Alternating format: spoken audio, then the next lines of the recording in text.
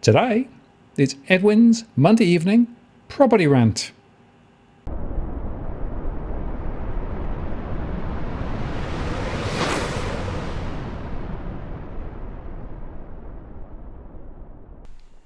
Hello again, it's Martin North from Digital Finance Analytics. Welcome to post covering finance and property news Monday evening, and Edwin is back once again. Hi Edwin, how are you going? All I can say, Martin, is wow. And if you want me to say it backwards, I can, and that's without any magic. Wow, yes. Wow. A lot going on. Can you get any better? I mean, who said that? Political crime. Immigration doesn't pay. Hey, so there's some scary numbers out there. Banks are making huge profits. And we're also going to touch on the TP index, the Tom Panos index, because he had a woeful Saturday. So now all of a sudden, there's a tranche of listings. I'm trying to work that out where and find out. But I do have an idea. It could be down in Campbelltown, but in the Housing Commission ghettos down there.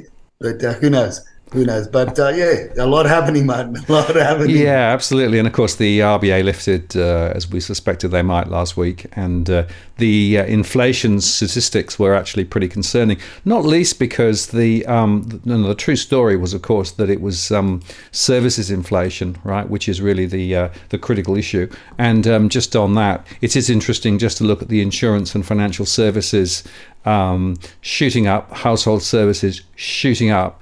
The prospect of the inflation rate coming down is pretty unlikely. And of course, it's worth highlighting the fact that not only that, but the rental statistics. This was actually one that I thought was quite interesting, showing just how low the vacancy rate is in Australia relative to peers, which means there's going to be a lot more pressure on rental. And rental, of course, is one of the elements that goes into the CPI. So a lot of people are feeling relatively dischuffed with what's going on at the moment.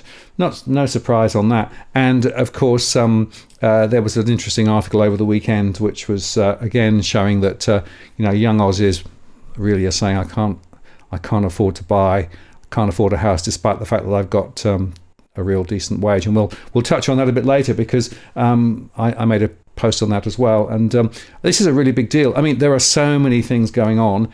And yet, migration. It's all about migration, isn't it? Yeah, look, it is. Going over all those posting information, all that stuff that came over the weekend. I was just reflecting. I've been talking about for almost 2 decades now, posting things on LinkedIn and other platforms, the mainstream media have quoted me a lot over the years. But I've always had a keen eye on the rental scenarios. We have had periods in the past where in certain parts of Sydney the rental vacancies have gone down to 1.5. They've sat under 2. They've sat under 2%, but nothing like it is now, and definitely not. We haven't seen an era where we've brought in so many migrants all in the one, all at the same time, basically, which is putting that pressure. But outside of historical articles and and quotes and things that I've done, and posts that I've done, and videos that I've done, outside of that, the most recent things that you and I have been speaking about was that the fix was in 2019. Yes. This is before the pandemic, before the cron, before all this shit that's going on, before WF popped its head up, and before the everything else that seems to be capturing the attention of most of the people. We were speaking about, and this is what I keep on saying over and over again. All these things that we around are peripheral. That are happening to us, like even this conflict in the Middle East. It's not tickle and giggle shit, but I'd say, what are they trying to distract us from? What are they really trying to distract us from? With everything else that goes on. So look, the fix was in 2019. Then we got the cron. But you and I were already bringing it to people's attention. We already started talking about the post that I was sharing on DFA and on the channel, Walk the World for years as to the conditions. And I was saying, this is what happens. These are the conditions, what happens. This is what people get away with. All the shit that people get away with. When I say people, I'm talking about landlords and property management teams get away with when they put and they house people into makeshift accommodation, garages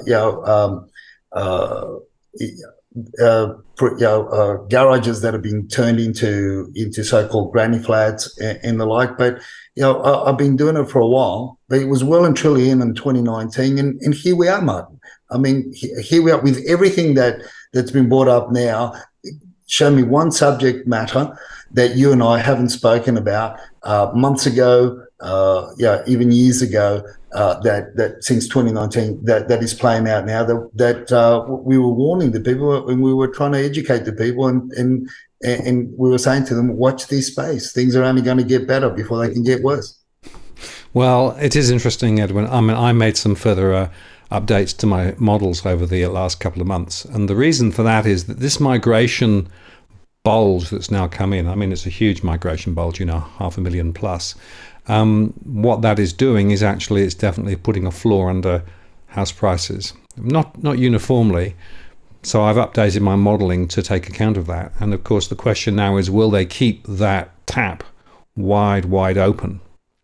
Or will, in fact, other things come to the fore to the point where they'll change the strategy? Now, of course, if they do change the strategy, then that's going to be a big issue. And it's interesting, in the recent Central Monetary Policy, there was a lot of discussion about migration, and did migration force inflation up? And they sort of hedged their bets a little bit in that particular document. But if you think about it, a proportion of the inflationary measurement is to do with rentals. Rentals, of course, is to do with how many people want somewhere to live. And of course, if you actually have high migration, that's going to put inflation pressure up. So the bottom line, I think, is that inflation is also being driven higher because of this migration. And it's interesting, there was an article over the weekend again showing that the voters are pretty gloomy as the outlook worsens. A lot of people are now saying that things are going to get worse. Only 8% of voters expect the economy to improve over the next 3 months, and 50% believe it could get worse, deep in the gloom about the national outlook when mortgage payments are soaring from higher interest rates. And it's interesting that if you go to the detail there, you can see that really support for Albo is drifting away. And what's quite interesting is that a lot of people now saying, well, really, we can't see a way forward from this point. So whilst the fix is in at one level, at another level, Edwin, there are a lot of people who are really now very much dischuffed with what's going on. And politically, the question is, will they have to change direction, or will they just keep peddling the property story a bit further and bring more people in and try and keep the momentum going? That's really the question now. Look, you just have to follow the Tom Panos index, right? So that's how you keep up with the trends. Sarcastic. Yeah, but the Tom Panos index goes all over the place, right? So depending on which week you look at it. Yeah, look, like I said, he's a great motivational speaker, great auctioneer. Love going toe to toe with him at auctions and everything. It's all entertaining, but at the end of the day, you've got to decipher and you've got to follow the numbers, because once you follow the numbers, you follow you end up to where the money is, right? So and to understand his post, you've got to really understand the motivation. Which we've shared before, and if people want to see further as to what I talk about, why I'm calling bullshit on his call in Sydney, that is, I'm well and truly, and I said it to him, posted to him, and I'll message him later on in the week, and I'll say, mate, show me where the numbers are that you're seeing that they're coming up. But look, outside of that, Martin, the other. You asked the question, you brought up the articles with regards to what the consensus is, what the general population is saying now, and everything. But the question is, do the politicians really want to change? Right? We had ScoMo and partners real estate, and that was going great guns. I mean, Albo and Co Real Estate Group. I mean, they're really taking it to another. They're really taking it to another level, right? So, and all it seems to me is like what we shared last week, which is it's becoming more and more apparent that every level of government, from your local government to state and federal government, at every level of government, it's a great industry. Seriously, if you had to live your life again, I want to come back as worst case scenario, a premier of a state, and preferably the premier of Victoria. And then from there I'll shoot to federal politics, because it's easy peasy, it's easy weasy Japanesey, because we're talking about some of the politicians spending $350 for a bacon and eggs roll, traveling in the traveling allowances. They're claiming $350 for a bacon and egg roll and a cappuccino. Man, with that kind of change, I mean, why wouldn't you want to be a politician? And then on top of that, which we spoke about last week, right? The industry, the political industry, and now we get the local pundits, the local first-time home buyers, those that want to get into the market, those that are striving to get back into the market, the local Aussies are just getting smacked in the face again with the banks. So look, you either come back in your next lifetime as a politician at any level, because you're going to make it's ka-ching, you're going to make a lot of money, or you come back as a banker. They're my two wishes now, because the banks are making a mozza and they're really throwing it in your face. This is the scary shit, man. It's really throwing it in your face. Nobody cares. Nobody cares. Simple as that. We're out there. We're out on our own, and that's the way it's going to be. And it's going to be like this for years, folks. Unfortunately, because we're going to talk about construction as well. We said at the beginning of the year that things are going to get worse before they get better. And as a matter of fact, things have got to break before we can get better. And I guess when I was started to say that at the beginning of the year, I'm sort of now coming to the realization subconsciously what it means to me now, and I'm calling a revolution. Before shit gets better, because there's no other way that the government is going to listen to what the people have to say. They haven't been listening. They're not going to listen, and they continue to spin everything around to cushion their lifestyles, and everybody else pays more by way of inflation, taxes, and every other cost that we get lumbered with, and subsidies and the like. So unfortunately, this is where we are, Martin. Absolutely, Edwin. And just on the banks, astonishing profits that they announced, as you can see here. Massive amounts. CBA 10.2 billion, NAB 7.7 billion, ANZ 7.4 billion, and Westpac 7.2 billion.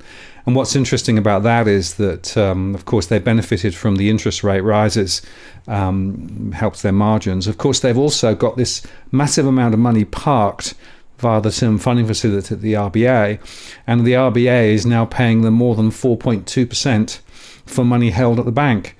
That money, of course, is our money. So we are giving the banks about $1 billion in extra profit just because of the way that was done. It's nuts, absolutely astonishing. And then the other thing just worth saying that, of course, the banks are now looking to cut repayments for stressed borrowers, right? Because we know that there are a lot of people who are really struggling. What this is now doing, of course, is it's allowing the banks to effectively extend and pretend, so they can actually say, no, things are nowhere near as bad as some people are saying. It's interesting that some of the analysis that's been done, I do my own mortgage stress. In fact, I'm running a show tomorrow, which will go into that in more detail.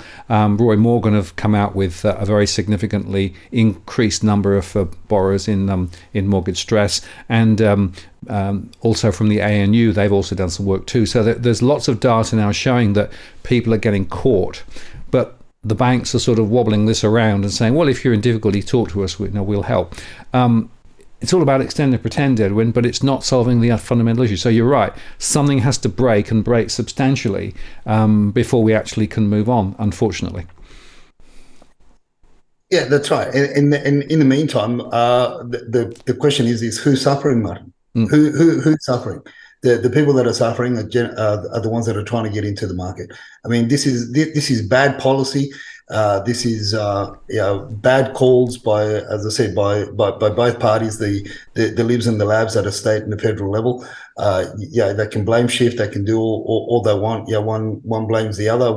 I go back as far as the deregulation of the industry when Carr was appointed, and SEP 65 and everything else that went on from there, and we just keep on going. At the end of the day, people have got to realise that the libs and the labs are the left and the right wing of the same vulture. So we're going to get pecked at. We're going to get chewed and spat out, and unfortunately, the majority don't learn. Don't learn, and we haven't been holding the parliamentarians, the politicians, to account to their promises. If making promises before an election and not fulfilling those promises was a crime, can you imagine? I would want to become a jailer. I would want to become because that's another business, right? But this is the whole thing, Martin. This is the whole thing. You speed. You go 5 kilometers over the speed limit. You get fined. If you don't pay your fine, you get your registration gets taken out. And I mean, there's all these repercussions, right? But with all this waste and all these promises that the governments make at all levels, they walk away scot-free. And as a matter of fact, they walk away with great little pensions. And then after that, they can work as consultants and earn twice as much as the $350,000 pensions per year that they get. In perpetuity until they cark it. This is where we're at, and hence the reason why I say, expect a revolution, because that's really that's when shit's really going to break, and that's when perhaps things are going to change. I don't know, Martin, but. And then you've got the stuff that the WeChat chatters are talking about, and it's really not, in my opinion, not great news, not good news for the first home buyers. In one sense, it appears on surface, on face value, that Albo and Co are making inroads, and we're going to see things happening with our exports again, and it's going to be a little bit of relief, but at what cost? What is the price that we're paying for all this? Rather than decoupling ourselves from China, we seem to be wanting to go back in bed with this. But when you look at the underlying motive, I guess you call me cynical, call me otherwise, whatever you want to call me, but I always bring it back to property and what it's doing to the local Aussies, the youngsters that want to get in, even want to get into and have a comfortable rental environment. They can't because of what's going on. Yeah, and it is interesting. We might just play a little bit from the Insiders program, because Spearsy interviewed Penny Wong, and there was a very interesting little piece where basically she was sort of trying to avoid the question, which to my mind does beg a very, very significant question. Let's play that clip.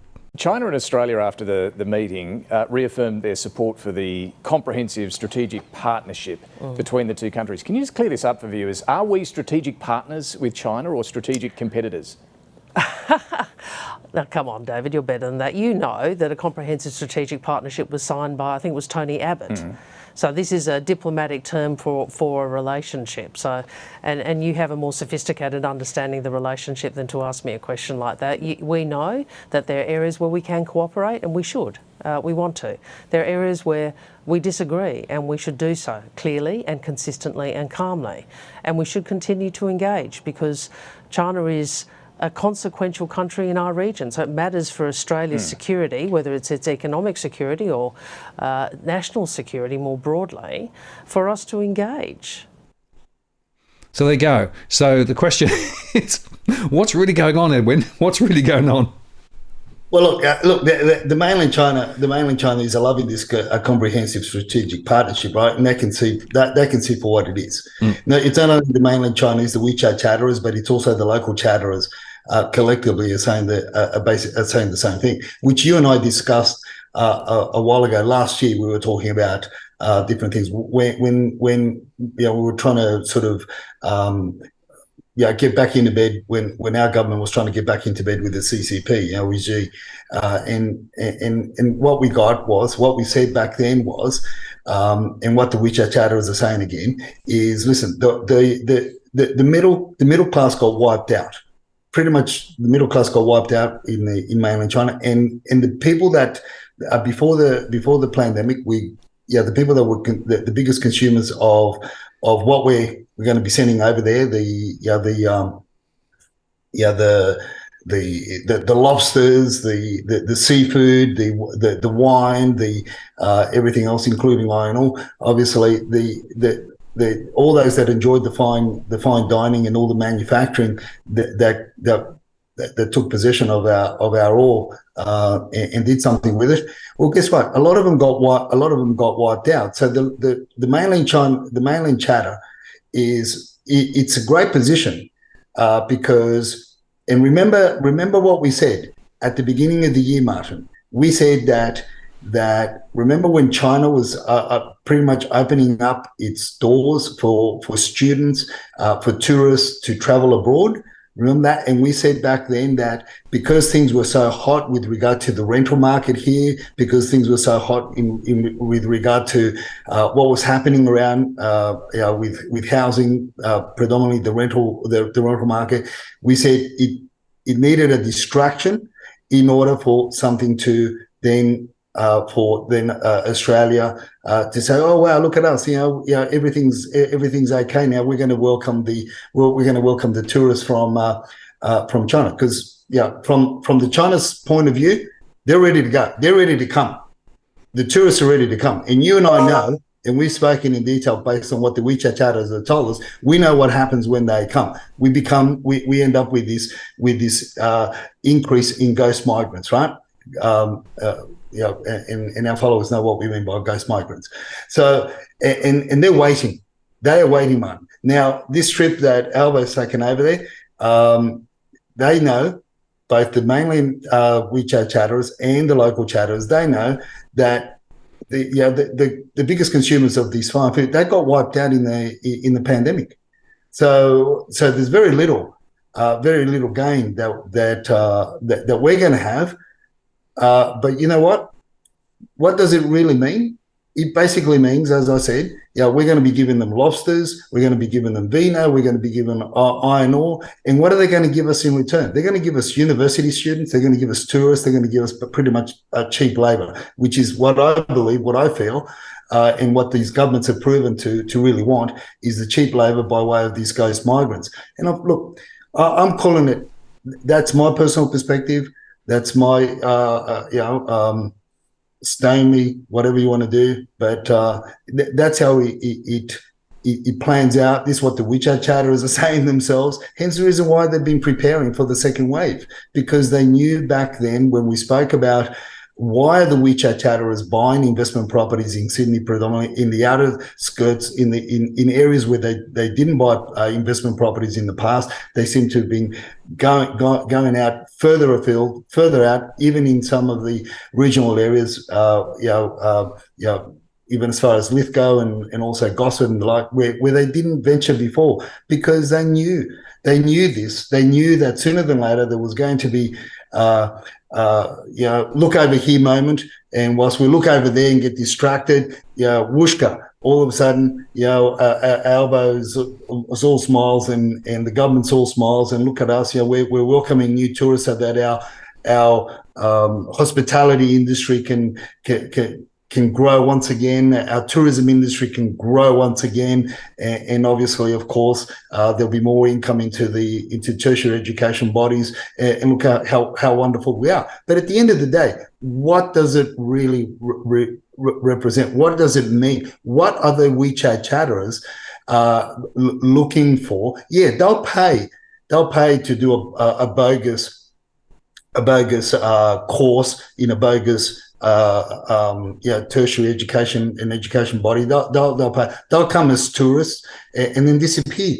But what's their main motivation? One, to get away from China, and two, to come over and park their money in our real estate, and we're just handing it over, hand over fist. This is what I'm saying, Martin. It's not, things aren't getting better by just because they're going to be buying our lobsters, and taking our vino. Things are going to get worse than predominantly in the Sydney market. And I would dare say, based on the figures that we're going to talk about, the numbers that we're going to talk about and what's happening in Melbourne, it could also turn things back around, in Melbourne from the path that it's currently heading. Absolutely. Well, it is, quite a concerning story, because, of course, what it means is that the potential property purchasing floodgates will continue to come, but not uniformly, right? So, you've made the point that maybe the death roll will continue in Melbourne, simply because of what's gone on with the numbers there. Yeah, and this is exactly right. So right now the focus from all investment groups, whether the WeChat chatterers, the local chatterers, overseas chatterers, whatever, it appears to be and concentrated in Sydney, right? And we said that a few weeks ago, we said that there was a call from the WeChat chatterers, and they're basically saying, get out of Melbourne, right? And we're seeing these numbers. So they're out. They're generally out of there. They're getting out. That's a continual chatter across the investment platforms that Dusty monitors. The local WeChat chatter investment groups that Dusty monitors on WeChat. They are seriously out. And you can see by the trend the numbers there. Those numbers are staggering. Those numbers are really climbing high, and they're getting higher. And we're more or less getting towards, say, what we would otherwise see a retraction in numbers, because seasonally people would take properties off the market because they don't want to have open houses during the break. But we're seeing the opposite happening there in Melbourne. So that's a chatter. That's a chatter among the local chatters. Obviously, another thing that's encouraging the local chatters, and hence the reason why I say that they're looking further afield as well in your Sydney markets.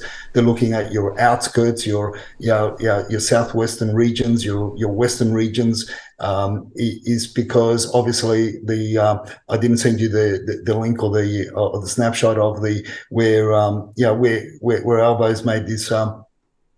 The call that was made to basically welcome the Cook Islanders, part of the Cook Islanders. Can't remember exactly where from. The article spoke about what part of the Cook Islands he was in. That referred to, but predominantly it's another 20, 30, 40,000 migrants that are going to be looking into coming into Australia, because he's opened the doors in the name of climate change. And trying to help them out. So I guess the logic there is if Australia takes on another 20, 30,000, 40,000 workers, open the doors to the Cook Islands, that means that there's, if they weigh on average 90 kilos per person, so that would, the Cook Islands would lift from the sea. That seems to be the logic that perhaps Albo is looking at. I don't know. I can't think of anything else, right? Less people in the Cook Islands, more people in Australia, so the Cook Islands will rise. I don't know, because it's all in the name of climate change, but we're going to get another 30, 40,000. And where are these people going to, where are the communities, right? The communities are in your Blacktown LGAs, your communities are in your Campbelltown areas. That's where the Islander communities are, and they want to be close together because it's a community. We said a while ago that we're seeing this shift, we're seeing this polarizing of communities all over Sydney, in the Sydney region, and it's becoming very well defined, whereas the multiculturalism was supposed to mix everybody in, but it's actually the opposite is happening now. And because of this, the WeChat chatterers are looking for properties in those areas, again, in those further afield, going back to, because they knew this stuff, Martin. They're very well across. These investment groups, local investment groups, are well across the immigration policies. And this is why we share, and I share this with our followers and our viewers, because we've got front row seats to look at the market trends, and you would agree with me that a lot of what the WeChat chatterers have said over the years, they've come to pass, and they've been ahead of what the mainstream media have been calling, and hence the reason why we listen to them very, very carefully, because obviously you got to follow what the trend is. And at the end of the day, I keep on saying over and over again, and that is that Sydney's not a big market. So 500 listings off the for sale ledger on domain is a big deal.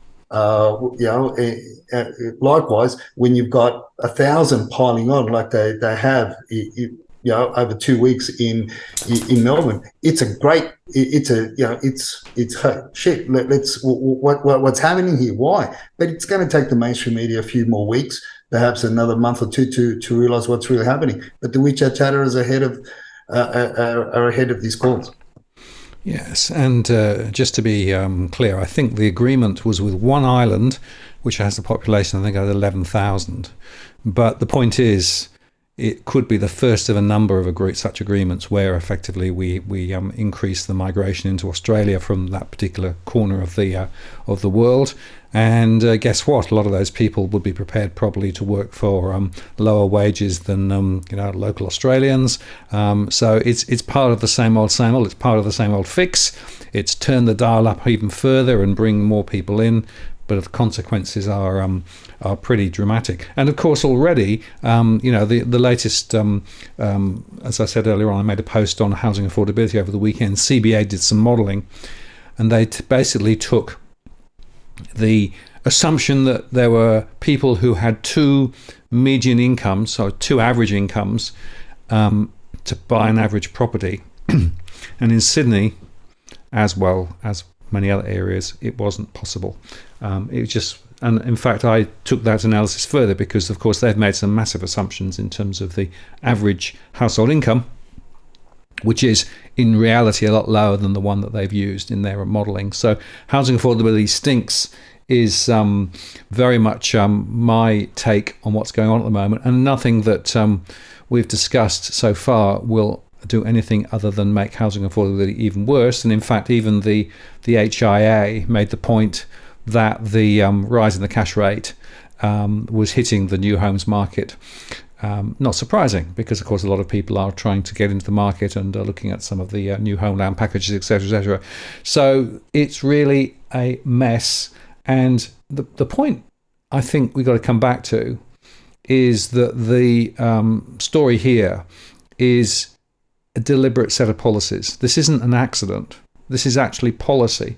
And if you want to sort of, take that further, the story about the infrastructure splurge exacerbating housing shortage, they're making the point that the government-funded road and rail projects are competing for tradies and construction materials, crowding out the residential construction market and compounding Australia's inflation problem, the Reserve Bank warned. So, even the RBA is saying, Houston, we have a problem. But of course, it's the big Australia, pull the lever right hard, far over. And as you say, Albo Real Estate and Co. are actually, they're actually reaping the benefits, aren't they? So it's a real mess. Look, it is. Going back to the just one step, going back to the potential migration from those islands, right? To save them from sinking. The good thing with that, Martin, is that those guys do want to work in the construction industry. So I'm happy on that thing, right? They're great form workers. They can carry a lot of bricks. They can, that's the muscle that we need at least that's a point in the right direction, right? Because we got to call it as it is, right? So that is a good call. Yeah, for whatever reason, I'm saying, look, that is a good call, and we need more more of these guys come to come, because they do want to get their hands dirty. They are workers, and it's great. With regard to the infrastructure, that splurge and what was happening. Remember what we were saying at the beginning of the year, Martin? Remember how we were the other groups, apart from the investment groups that Dusty monitors, that we also monitor the tradie groups. Remember we were talking about how there was a lot of infrastructure being built, and ourselves, how our the people, our clients that we're helping them with renovations, we were losing tradespeople, we were losing painters and gyprockers.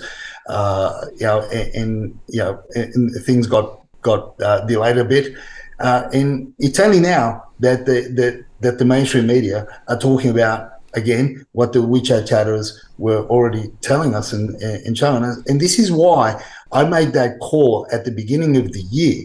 I said that, regardless of however many people, however many migrants the government brings in, they're bringing in the wrong governments if they want to reduce the costs of the construction costs for one or two reasons. The one is the people that are coming in don't want to work in the building industry, other than our new people that are coming in from the Cook Islands, right? So the majority don't want to work in the construction industry, and that was one. And the second thing I said was, along those lines, was the fact that the builders and the trades, the contractors, once you start charging a certain fee, you don't want to reduce your fees. You may be paying your subordinates a bit less, but the project still costs a lot. And we could sort of extrapolate that, and we could say, why is that? Well, two things. One is because there's a lot of building companies that have been going bust, right? And that got caught up with the pandemic, and got caught up with bills, and got caught up in fixed price contracts, and then the materials just skyrocketed and went through the roof. And hence the reason why I said, at the beginning of the year, I said, expect construction costs to go up by a further 20% by the end of the year. And they have been, and we pretty much, and I think we've, in a lot of areas, we've exceeded that, to the point that there was another report that I didn't share with you. I didn't send you the screenshot. And that is, to say that, because of this infrastructure splurge, concrete has gone up by 50% this year. That's staggering. That is staggering. So we're losing builders because HIA, again, they themselves said that about 50, perhaps even more % of the industry, first and second tier companies, building companies, are trading insolvent. That is scary shit, Martin. That is really scary. And I know, and I've shared as well, our discussions with a number of liquidators that I've worked with over the years. Even before knowing the ones that have been introduced by the accountants that are being introduced by the WeChat chatterers, we know that the fact that the biggest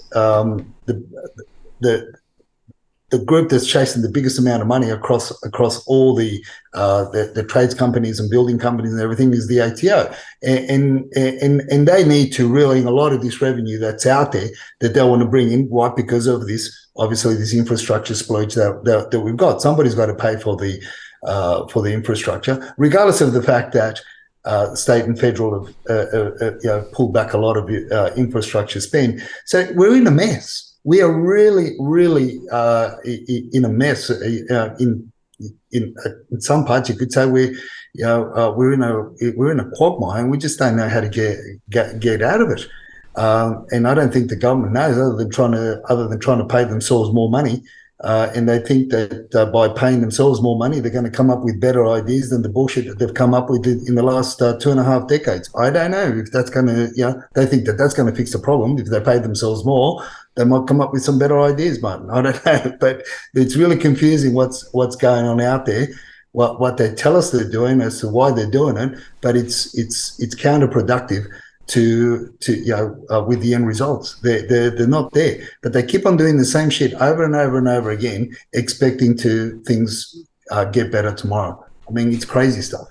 Definition of insanity, isn't it? Is doing the same thing and expecting a different outcome, right? So they're doing the same thing and expecting something different to happen. It won't. We're going to see the same trends continuing, and as you say, the whole issue of the construction costs rising very significantly, which, by the way, feeds into the inflation number again. So another uptick in terms of inflation because of the cost of construction, plus the fact that we know that the supply of property is way below where it needs to be to mesh with the high migration that's coming in. So that's going to put more support under the property sector selectively. So yeah, it is a mess, and I don't think there's any willingness amongst politicians to, one, recognise that they created the problem in the first place, and two, to try different things. I mean, it's all about lip service and announceables, but nothing that actually really makes a difference. And meanwhile, of course, Edwin, well, the numbers just, they don't lie, do they? So if you look at the story in Sydney, this is as at the 13th, 17419, 17,419 properties. Guess what? Last week, they were listed at 17,514. So the listings in and around the Sydney region are dropping, which is, I suppose, what you might expect at this time of year, given we're coming up towards the silly season. Yeah, and also added to that is what I've been saying is the uncertainty, the bigger uncertainty in what's happening abroad, what's happening in the Middle East, what's happening. I mean Ukraine's almost forgotten now, but and then more than likely something else is going to pop up abroad. So there's a lot of uncertainty. So I think I'm a believer that the numbers in Sydney are going to continue to retract because of that, and it feeds itself in that, because once there's starting to have less listings on market, then people don't want to sell, because again we go back to the rental numbers. There's no rentals available for them to even wait renting a place locally, because people that sell want to stay locally. They don't want to retire 40 kilometers away, 50 kilometers away from where they spent the last 40, 50, 60 years of their lives. And I want to stay close to family. So that's just the trend in Sydney. And look, regardless of what our mate Tom says, I can't see it. I really can't see it. You might have to look at a specific suburb. I know that Tom does a lot of auctions with a lot of independent agents and agencies, and a lot of them are in the fringes of Sydney.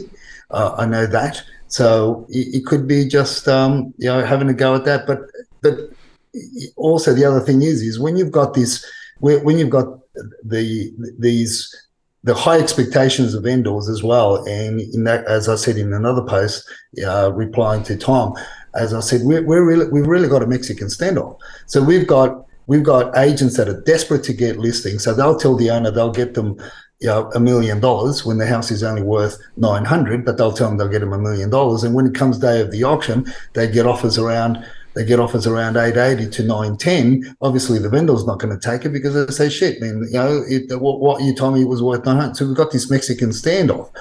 People don't want to pay. People don't want to pay more. Vendors don't want to sell for less. So they'll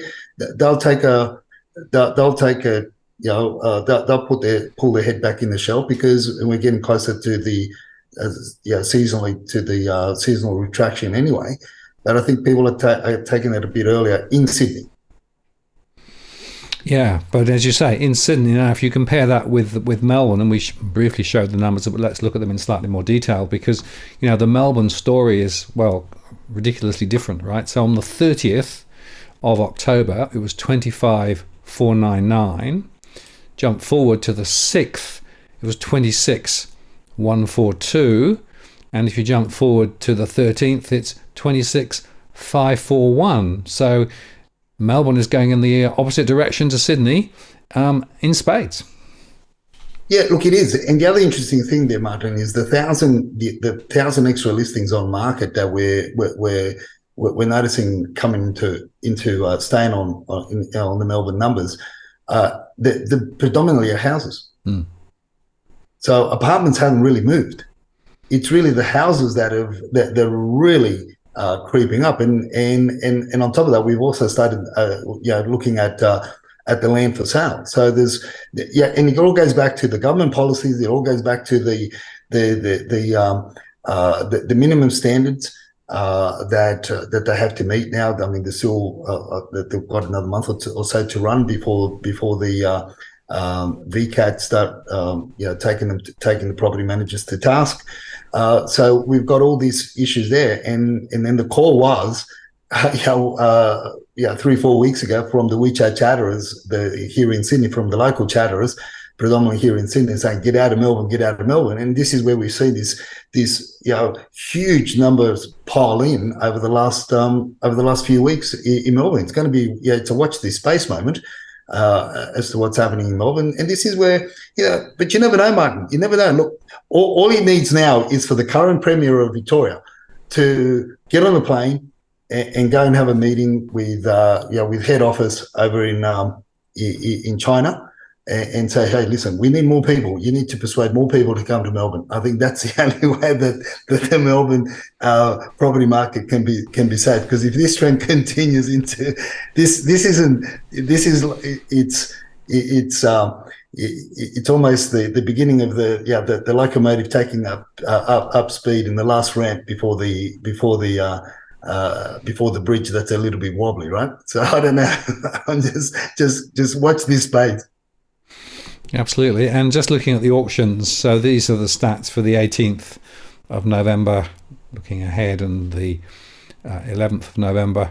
And you can see there that the auctions are a little bit more momentum, I suppose, but the clearance rates weren't particularly flash either, were they? No, because again, we've got this Mexican standoff. We've got this high expectations. People, agents are buying these things. So, and again, these are the numbers. I tell you what the numbers for me are attractive. Catch my attention is you look at Melbourne, how there's a lot more activity once again in terms of wanting to get out quicker, right? And this is why you've almost got, as of next week's as of Saturday the 18th auction, the numbers that are currently listed on Domain as of today that are going to auction, that have been pre-programmed to go to auction on the 18th. That's almost 400 or almost 400 more listings going to auction. So there's a lot more people wanting to get out quicker, because obviously that is a strategy. The auction campaign, one of the strategies is to get out of the market a lot quicker than potentially being under private treaty, particularly in a market that's going to be floundering or waning because there's more and more listings coming on board. Overall, the numbers are staggering, and again, that's an interesting. For me, that's an interesting number. It'll be interesting to see over the next couple of weeks what happens to those numbers, and if there was that urgency here in Sydney for vendors, I would dare say that we should be closer to 1,100 ourselves, but we're not. Here we are, and that's my interesting takeaway from the auctions. And as you know,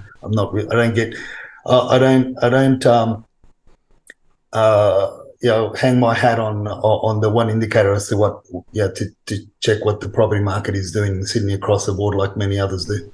Yeah, and just to make the point that the 4th of November auctions, of course, the Victorian one was way down because of the long weekend there and the horse race. So that may have a little bit of impact, but probably only at the margin. And it is worth, I think, also just highlighting, Edwin, that if we look at the rental sector in Sydney, on the 13th, we had 9,549 properties for rent in the Sydney region, 9,549. And on the 6th, it was 9,051. So there's a little bit of an uptick in terms of rental property in the Sydney region. Yeah, so still below the 2022 numbers, but it's still a bit of relief. The homes, the rental homes are the lowest I've ever seen. But again, going back to where we are, to the current policies and where we are, those 8,000 or between 8 and 9,000 were the rental numbers in the, either one of the Blacktown LGAs or the Parramatta LGA back in 2015, 2016. It's gobsmacking to see this, but there's still a lot of pain, out there. It'll be interesting to see what's happening in the Melbourne. I don't follow the Melbourne rental numbers at all, not even for the show. But I think this, for some reason, there's a lot of. But then again, there is a lot of pain there. But it's really only because it's easier to sell a property in these sort of markets that there's a lot of competition in terms of listings to sell a property that doesn't have a tenant. So, and a lot of vendors have opt out of renewing leases because they want to get out and they want to sell the properties a lot quicker and have less issues with fixed term tenancies as well. So unfortunately, and there's been a little bit of an uptick in the national numbers, but nothing to really write about. Overall, it's, again, things sort of slow down from people don't necessarily really want to move or shift. We're getting to the end of the year where once we tick into December, it almost like it's an automatic it's as many call the silly season. We get some activity in the first week, then things just start waning and slowing down from the second week onwards. Absolutely. And as we come to the end of the show, Edwin, your tip for the week, it's an oldie but a goodie. Look, and the reason why I bring this up, yes, it is an old one. It is something that the reason why I bring it up again is because I just had first-hand experience today. And that is, you really need to inform your conveyancer and your solicitor when you're going to be buying a property, particularly if you're going to go to auction or if you're going to be making an offer prior to the auction, even under private treaty scenarios or post-auction, whatever. You really need to inform the occupant that your conveyancer or your solicitor just looks at the contract. Most of the time, they're busy doing other shit anyway, and they're not getting a lot in comparison to what they would get in handling other matters that they would get, and that demand a lot greater time for. Conveyance pay a bit more attention because that's all they do, just do conveyancing. But if you're dealing with a solicitor, for goodness sakes, as well as a conveyancer, you need to tell them if you have seen an extension on the house, if the agent is advertising a property and saying, newly renovated and extended, and they're boasting in the open house how wonderful the extension is and this and that and the other. Well, you got to tell your conveyancer, your solicitor, to chase up the council if you don't do it yourself, to chase up the council and find out if one, they're being approved. Two, don't just listen to the selling agent that says, oh yeah, this structure's been here for 20 years. I think it got built 20 years ago and the current owner bought it off the previous owner as is.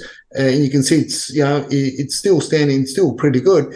That means nothing unless the selling agent gives you a warranty to say that should a neighbour complain or should the local council give you a demolition order, that they will wear the cost and they will compensate you. Unless they're prepared to do that, it means nothing. And the other thing that you've also got to be mindful of is if in these makeshift renovations that don't have approvals, you're going to have issues with insurance companies should anything happen moving forward. So regardless of what the selling agent says, you have really got to look at this more so as I speak, in the Sydney market and in areas where now you're clocking the average value of a property is 1.5 something across the board. So so it's we're not talking buying into a house in the northwestern region for $350,000, $450,000. We're talking about properties upwards, climbing and getting close to the 2 millions, and entry points in some suburbs of Sydney are now 3 million just for a shitter on a piece of land, and you're virtually going to demolish and build something else again. So it's not small change that we are talking about, right? And and I have been following up those matters in the Blacktown Council. With regards to the one of those reports that we did, I think it was, November last year, Martin, with that property that got that I questioned the occupation certificate, or questioned DA, or the extension to the rear of the property, and our client, we didn't proceed with it because there was no DA and there was no occupation certificate. And that's still under investigation. It's only going to be a matter of time before the poor bastard gets told to demolish half the house, and there goes $250,000, if not more. And this is the auction that the property that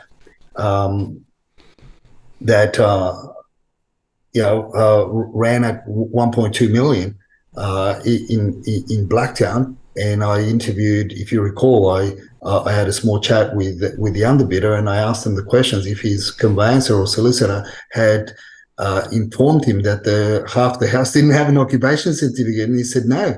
As a matter of fact, he said words to the effect in that recording. He said, "No, but my mortgage broker says it's a great house. I should buy it." I said, "Mate, you dodged the bullet, because there's no occupation certificate." I mean, it's all in there. It's on one of our shows. So this is where you've got to be extra careful. See, it's an old tip, but look, don't take it for granted. And more to the point, because we're getting into the silly season, and the people are just doing things. And I took this solicitor to task today,